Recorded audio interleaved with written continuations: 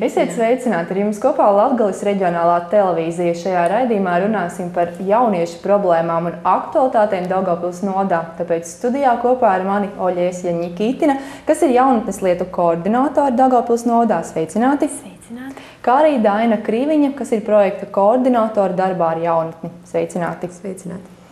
Pēdējos gados Latvijā tiek aktualizēts jautājums par jaunatnes problēmām un tiek veidota pašvaldībā arī šī jaunatnes politika. Kā jūsu novadā notiek šīs darbs ar jauniešiem un tām problēmu apzināšanu? Jā, pirmkārt vēlētos pateikt, ka šīs gads ir ļoti aktīvs priekš jaunatnes politikas veicināšanas tieši mūsu novada, jo no marta mēneša Daugavpils novada domē darbojas jaunatnes nodaļa, kur strādā speciālisti, kas ir saistīti tieši ar jauniešu darbu mūsu novadā. Un pats pirmais, kas bija jāizdara, ir jāizstrādā Daugavpils novada jaunatnes politikas attīstības stratēģiju. Un mēs esam ļoti lepni par to, ka mums ir apstiprināta jau pirmā redakcija, un tagad notiek aktīva sabiedriska apspriešana.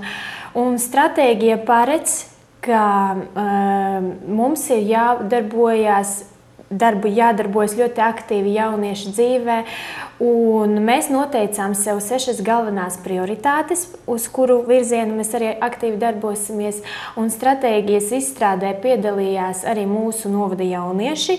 Viņiem tika piedāvāta iespēja aizpildīt aptaujas lapas, kur bija izstrādāti jautājumi, kas bija vērsti tieši uz jauniešu dzīvi novadā, un jauniešu domas tika uzklausītas un iekļautas arī stratēģijas izveidošanā.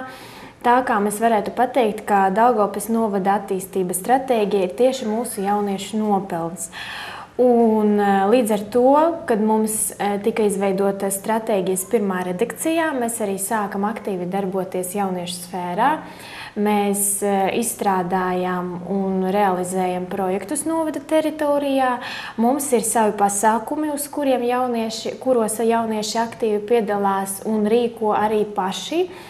Un mēs esam ļoti priecīgi par to, ka jauniešu aktivitāte mūsu novadā ir ļoti liela, un mums ir ļoti stabila komanda, ar kuru mēs darbojamies un padaram jauniešu dzīvi labāku. Ko jaunieši paši saka, kad jūs veicāt šo aptauju? Kas viņiem būtu vajadzīgs, ko viņi atzīmē, kas ir pozitīvs jau šobrīd Daugavpils novadā? Protams, jaunieši uzsvēra to, ka novadā ir ļoti daudz pasākumu, kuri ir vērsti tieši uz jauniešu aktivitātēm. Piemēram, jau 5. gadu pēc kārtas mēs rīkojam jaunatnes salidojumu Esi vērīgs, kur piedalās visi pagasti no novada, un mums viņi ir 19. Tā mēs arī aktīvi veidojam visāda veida sporta aktivitātes, gan sporta sacensības, gan sporta dienas, kur jaunieši arī ļoti aktīvi, gan arī rīkojam intelektuālā veida pasākumus, kur jaunieši cīnās par savu prātu.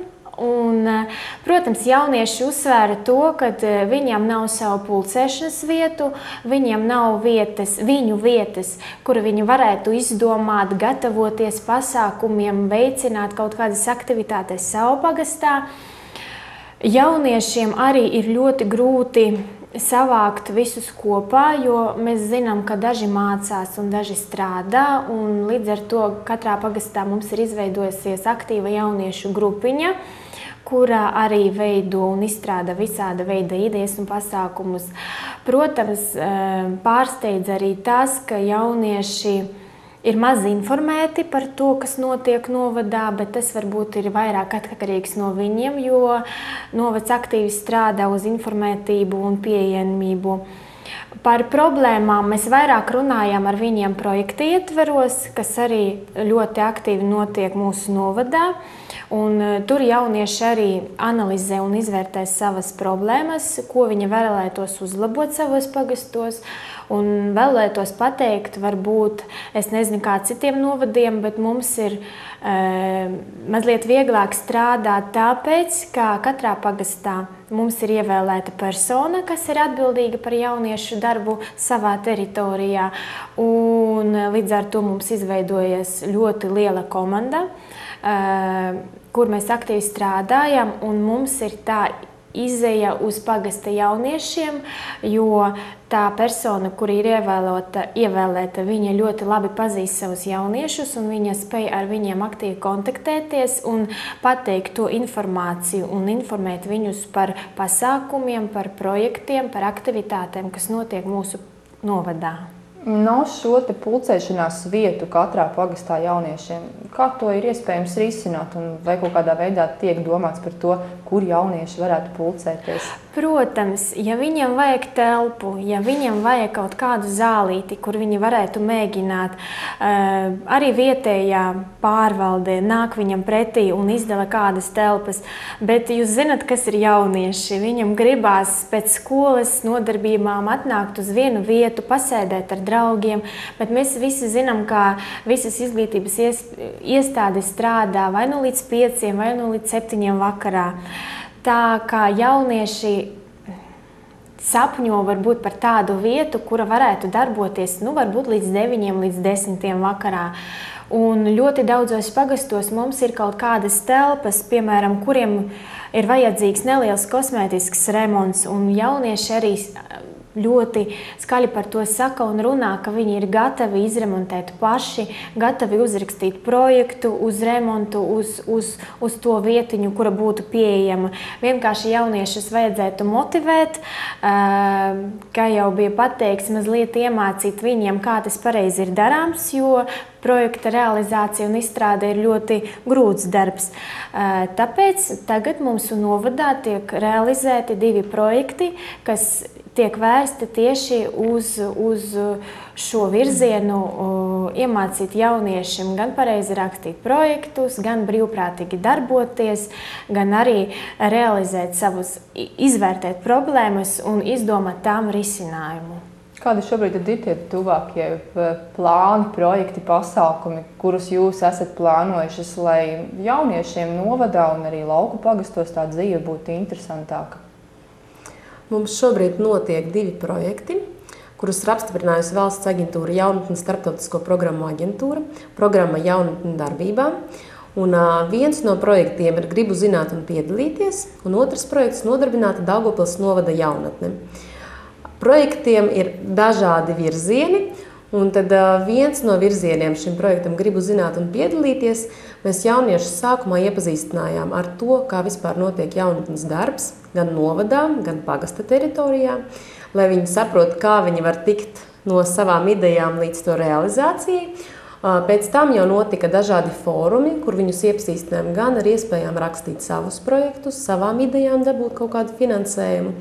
Un gala punkts šim pirmajam projektam bija tas, ka viņi paši veica aptauju savā pagastā. Mums notika augustā lielākais novada pētījums jauniešu vidū. Mēs aptaujājām vairāk kā 900 jauniešus. Un šī pētījuma galvenais mērķis bija noskaidrot, kādas tad ir šīs problēmas jauniešiem, ko viņi grib paši darīt, ko viņi ir gatavi ņemt savās rokās un īstenot. Un tagad notiek šī pēdējā fāze, kad viņi šīs problēmas arī risina. Viņi piedāvāja šo problēmu risinājumus, un tagad arī notiek darbs pie šī problēmu risināšanas. Un šajā projektā mums principā ir palikusi tikai atpūtas pēdējā bāze, jo 22. oktobrī notiks šī projekta noslēguma pasākums.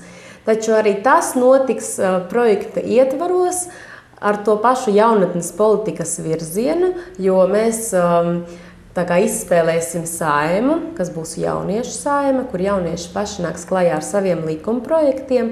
Tādā veidā viņus iepazīstinot arī ar to, kā ar jaunatni strādā vēl augstāk. Tas ir mūsu pirmais projekts. Un otrajā projektā šobrīd notiek tieši visaktīvākā dalība jauniešu, jo pagājušajā nedēļā mēs noslēdzām brīvprātīgā darba fórumus, kur piedalījās visu pagastu jaunieši. Un tā kā šis ir brīvprātīgā darba gads visā Eiropā, tad ļoti svarīgi mums bija tieši viņiem izstāstīt, kas tad ir brīvprātīgais darbs, ko tas var, kādu labumu nest viņiem pašiem, kādu labumu var tas dot sabiedrībai. Un no savāktajām aptaujām, arī ko mēs novērtēšanas process, katra fóruma beigās mēs arī saņēmām to, ka jaunieši tiešām pirms tam īsti nezināja, kas tad ir brīvprātīgais darbs, un tagad viņi zina, ko tas var viņiem dot arī nākotnē, viņu darba iespējām. Un tad no šodienas dienas mums visā novadā notiek brīvprātīgā darba mēnesis. Un katram pagastam pašiem jauniešiem bija jāvienojas par to, kāda veida brīvprātīgo darbu viņi veiks. Un viņiem šis brīvprātīgais darbs būs arī jānofilmē, jānofotografē, jo projekta beigās mēs gribam izdot gan DVD diskus, gan arī bukletus, kur būs informācija par šiem viņu labajiem darbiem. Tādā veidā vēl plašāk stāstot gan bibliotēkās, gan skolās par to, kāda veida labumu dod brīvprātīgais darbs. Un tad tas viņš šobrīd ir tāds galvenais lielais posms visa mēneša garumā. Bet te pašā laikā vēl paralēli ir šim projektam arī otrā daļa, jo brīvprātīgi strādāt ir viena lieta, bet, kā mēs zinām, dzīvot vajag noteikti arī finanses tam. Un tad šī projekta otrā daļa ir tieši nodarbinātība jauniešu. Mēs stāstīsim gan par tām iespējām, ko valsts sniedz jauniešiem, gan dibinot uzņēmumus, gan to, kādas ir atbalsta iespējas. Tāpat mēs arī stāstīsim par mūsu projektu konkursu Esi uzņēmējs, kas notiks mūsu novadā. Un jaunieši arī tiks iepazīstināti ar to procesu, kā jaunietim kļūt par darba ņēmēju, kā jaunietim kļūt par darba devēju. Viņi strādās arī pie dažādu ideju izstrādes šo fórumu laikā. Un tādā veidā mēs viņus tā kā mazliet pavirzīsim tuvāk darba tirgumu. Jā, un arī šim projektam, protams, būs noslēguma pasākums, kur jau mēs nosvinēsim to, ka šie abi divi lielie projekti būs veiksmīgi noritējuši novadā. Kā ir šobrīd Daugavpils novadā, vai jaunieši paliek savā pagastā, dzīvo un strādā tur uz vietas, vai lielākoties skatās uz kādu pilsētu vai Rīgu? Situācija ir dažāda.